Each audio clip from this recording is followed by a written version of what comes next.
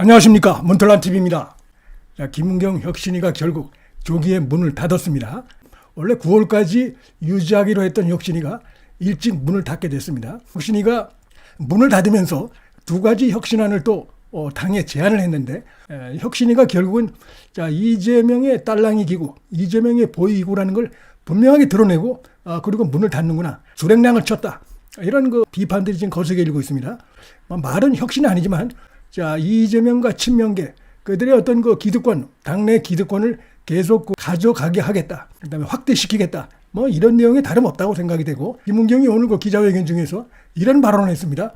전현직 다선 의원들은 공천에서 불이익을 줘야 된다, 가급적이면 총선에 나오지 않는 게 좋겠다, 이런 얘기입니다. 얼핏 들으면 그럴듯한 얘기 같지만 지금 민주당의 구조가 초선과 비례대표 재선 사이에서 이재명 지지자들이 다수고, 그다음에 소위 말하는 중진 이상에서 비명계들이 다수고 이러기 때문에 이 얘기는 결국은 자신들 친명계들이 이 당의 기득권을 계속 가져가겠다, 이런 것이고 확대하겠다, 그걸 위해서 비명계들을 쳐내겠다, 혁신이라는 이름으로 그렇게 해석할 수밖에 없다고 생각이 되고, 결국 이게 분명히 드러났다, 이렇게 생각이 됩니다. 이 내용도 그렇습니다. 선출직 공직자, 그러니까 국회의원들 예를 들면 상대평가 이런 부분들을 확 바꾸자, 그래서 좀 더 세분화해가지고 이 평가가 낮은 이러한 후보에 대해서는 점수를 확 감점을 해가지고 공천을 못 받게 하자, 이런 얘기인데, 개딸들의 권한을 갖다가 대폭 강화하는 이런 것이 또 하나 들어있기 때문에 결국 이거는 이 친명계 기득권에 방해가 되는 이런 세력들, 비명계에 대해서 상당히 불리한 이런 제도를 만들려고 하는 속내가 뻔하다, 이렇게 볼 수밖에 없겠습니다. 설마 이렇게 생각했었을 비명계에서 혁신위가 마지막으로 뻔뻔스럽게 지금 고개 숙이고 바로 나가도 시원찮을 판에 개딸들이 원하는 그런 방향에 이것을 혁신안이라고 해서 당내에 던져놓고 나갔는데, 이걸 보면서 이제 확실하게 이게 친명계 이재명 이들이 분명하게 지금 이제 비명계를 쳐내려고 하는구나, 저들의 욕심이 분명하구나, 끝이 없구나, 이런 강한 문제의식을 가질 수밖에 없는 이런 상황이 됐다, 이렇게 생각이 됩니다. 그래서 이게 당내 한 지붕이지만 사실상 거의 정신적으로 분당에 이를 수 있는 그 정도의, 만약에 이 혁신안이 통과가 된다고 하면은 아마 통과를 시키려고 할 겁니다. 친명계가 어떤 생각을 갖고 있는가, 이것이 비명계 눈에 그대로 확인됐다, 이런 것 때문에 분당 에너지가 더 커진 거 아닌가, 이렇게 생각이 됩니다. 요게 또 하나 이제 허약고가 되는데, 당대표하고 최고위원을 이제 뽑는 이 방식에 있어서 지금 당대표를 뽑으려면 아직도 많이 남았는데, 이거를 왜 이렇게 들고 나올까, 계속해서 당내 분란을 야기할까 이랬는데, 알고 보니까 여기에 정치적 배경이 있다. 지금 이재명이 좀 불안한 겁니다. 친명계가 이재명의 미래가 지금 상당히 불안한 거고, 이재명이 이제 감옥 갈 것 같으니까 그 경우에는 모든 것이 자신들의 계획, 도로 한번 타불이 되니까 거기에 대처 방안으로 당 대표 최고위원을 뽑을 때 이런 식으로 선출 방식을 바꾸자 해가지고 대의원제를 사실상 없애버리고 권리당원 비중을 70%로 올려버리고 국민 여론 30% 이렇게 해가지고 당대표를 뽑고 앞으로 후임 당대표를 뽑고 최고위원을 뽑자, 이런 얘기입니다. 이렇게 되면은 완전히 개딸들 권리당원에 의해서 후임 대표, 후임 최고위원도 결정될 수밖에 없는 것입니다. 국민 여론은 30%밖에 되지 않기 때문에 완전히 계속 이 민주당이라고 하는 이 정치적 밥그릇을 지금의 이 친명계가 계속 가져가겠다, 그다음에 자신들의 포션을 더 넓히겠다, 이거 의도를 분명히 드러난 것이라고 볼 수가 있고, 그리고 왜 이것을 지금 이들이 이렇게 거론했을까 보면은 역시 이재명의 미래가 상당히 불투명하다. 그래서 혹시라도 구속이 된다 그러면은 거기에 대한 대책으로 후임 대표를 뽑는 이런 전당대회가 열리게 되는데, 개딸의 비중을 이렇게 70%로 올려놓으면은 결국 이재명 지지할 수 있는, 이재명 지지하는 그런 자가 후임 당대표가 될 수밖에 없는 것이죠. 그러니까 이재명이 옥중에 있더라도 사실상 거기서 이런저런 결정적인 영향력을 행사하고, 누가 되든 간에 결국은 이재명이 감옥에서도 당내 이런 현안에 대해서 영향을 미치는 이런 구조로 가겠다는 것입니다. 설마 했지만 이제 구체적으로 분명히 드러난 것입니다. 그렇기 때문에 여기서 그냥 밀리면 그대로 가는 것이고, 여기서 정하는 방법 또는 그것이 어렵다고 하면 분당으로 이렇게 갈 가능성이 크지 않은가, 이런 생각이 들고, 이재명이 구속될 가능성이 상당히 높다는 것이 오늘 검찰에서 나온 발언에서도 그것을 지금 읽을 수가 있습니다. 검찰이 이재명을 백현동 혐의로 해서 소환조사 하기로 했고 그것이 17일 날로 이렇게 결정됐다는 보도가 나왔습니다.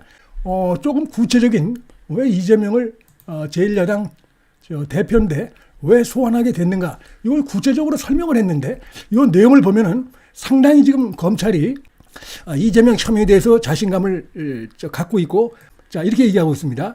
백현동 비리에 대해서 이재명 개입 정황을 확인했다. 이렇게 얘기를 했습니다. 너무나 당연한 얘기지만 워낙 그 오리발을 내밀고 증거 있어? 증거는 검찰이 대봐. 뭐 이런 식으로 이들이 나오고 있기 때문에 그런데 증거를 확인했다는 것입니다. 이 말도 안 되는 엉터리 같은 백현동 비리 소수가 아니죠. 한 곳의 그 시행사가 3천억을 분양이득을 벌어들이고 거기에 그 대주주가 700억의 배당이득을 챙긴 이런 그 황당한 일이 벌어졌는데 거기에 이재명이 개입됐다는 이런 그 정황을 확인했다. 뭐 정황이라고 표현했지만 사실상 증거를 확인했다. 이런 그 뜻으로 볼 수가 있습니다.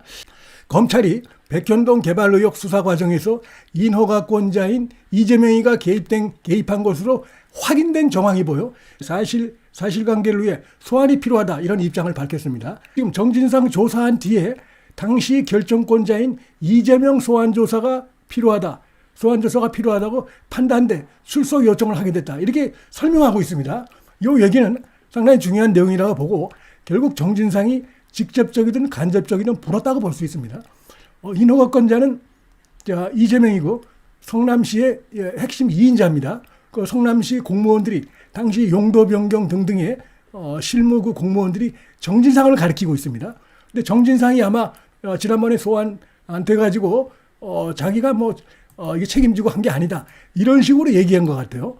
나는 모른다고 얘기할 수는 없는 것이고 자신이 책임자가 아니다 이렇게 얘기했을 가능성이 상당히 커 보입니다. 그 얘기는 결국 뭡니까? 이게 이재명이 지시하여 한 것이다 라고 사실상 정진상의 입에서 반쯤 실토가 나온 것이다 이렇게 볼 수 있고 검찰 관계자가 이 정도까지 밝힐 때는 실제로는 이보다 10배 20배의 그 증언들 증거 문건 이런 거를 검찰이 지금 확보하고 있다 이렇게 볼 수가 있는 것입니다.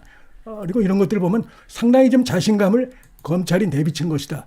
자, 이렇게 볼 수가 있겠습니다. 이렇게 되면 조만간에 이제 8월 16일 이후에 9월도 마찬가지고 이제 검찰에서 체포 동의안이 이제 구속영장을 청구하면 체포 동의안이 국회로 다시 날아옵니다. 자, 그렇게 되면 표기를 하게 되는데 비명계들이 가만히 있겠습니까? 지난번에 아슬아슬하게 이재명이 그 본회의 표결이 부결이 됐는데 이번엔 무조건 통과될 가능성이 더 커졌다 이렇게 볼 수 있습니다. 완전히 지금 그렇게 되면은 그 자체가 이 민주당이 내부적으로 깨질 분당된 에너지가 더 커지는 것이다 이렇게 생각이 됩니다. 그래서 지금 완전히 일촉즉발의 이런 상황으로 민주당이 지금 빨려 들어가고 있는 것이 아니냐. 가장 그 문제점은 문제 많은 이재명이라는 자를 갖다가 중심으로 해서 친명계들이 기득권을 계속 유지하려고 하다 보니까 이런 일이 벌어지고 있다. 비명계 이원욱 같은 경우는 김은경 전 혁신위원장 발언을 갖다 꼬집으면서 전현직 중진 다선 의원들 이렇게 비난했는데 사실은 그대로 이재명에게 해당된다. 당의 대선 후보가 되고 화령점정 연고도 없는 이 전 당대표가 국회의원으로 있던 민주당의 아랫목이죠. 거기에 그 인천 계양을에 보궐선거로 국회의원 된 분이 있다. 누구냐? 이재명이다 이거죠. 완전히 이재명의 말로 혁신 1순위 대상 아니냐 제거야. 무려 선출직만 4번이나 하고 지금 당대표 이재명이다 라고 하면서 지금 혁신위가 내놓은 안을 보면 이재명이 싹 빠졌다. 대단히 잘못됐다 이런 비판을 하고 있고 조홍천 같은 경우도 3선 이상 중진 페널티 이런 걸 이제 지금 음모를 꾸미고 있고 실제로 추진할 가능성이 높아 보입니다. 이거는 결국 얼마 전에 김은경이가 그 파란을 일으킨 나이 든 사람들 노년들 투표권 제한하자는 거랑 똑같은 것이다. 이러면서 필요하다면 정치 신인에게 가점을 줄 수도 있고 그런 거지. 왜 이렇게 일률적으로 기계적으로 물리적으로 중진에 대해서는 무조건 선거에 나가지 마라 이런 식으로 말은 혁신이지만 실제로 이제 친명계가 더 당을 장악하겠다는 그런 것인데 토선 위주로 마구 국회의 어떤 의원들이 구성되는 게 반드시 국민들에게 도움이 되느냐? 지금 민주당의 소위 철험이라고 해가지고 이 초선 의원들 또 열린우리당 시절에 보면 또 초선 의원들이 대거 들어왔는데 그들이 상당히 많은 무리를 일으키고 지금도 마찬가지고 부패, 그다음에 뭐 여러 가지 설화를 일으키고 그다음에 윤 대통령 부부에 대해서 또 말도 안 되는 거짓 뉴스, 가짜 선동 이런 거에 앞장서고 있는 자들이 지금 민주당의 소위 그 초선 의원들입니다. 결코 이거는 뭐 혁신과는 거리가 먼 오히려 구태하는 모습을 지금 보이고 있기 때문에 상당히 그 의도가 지금 이 혁신이가 나온 거는 민주당이나 친명계하고 야파에서 나온 것으로 보고 의도가 상당히 수상하고 뻔히 보이는 속내가 이런 것이기 때문에 이제 이게 확실히 드러났기 때문에 뭐 이재명에 대한 어떤 책임론 이런 것이 비명계에서 더 크게 불거질 수밖에 없고 이들 사이에서 어떤 그 대치 이런 것들이 더 커질 것으로 이렇게 지금 예상이 되고 있습니다. 분당 가능성도 점점 커진 게 아닌가 현실적으로 이렇게 예상이 되고 있습니다.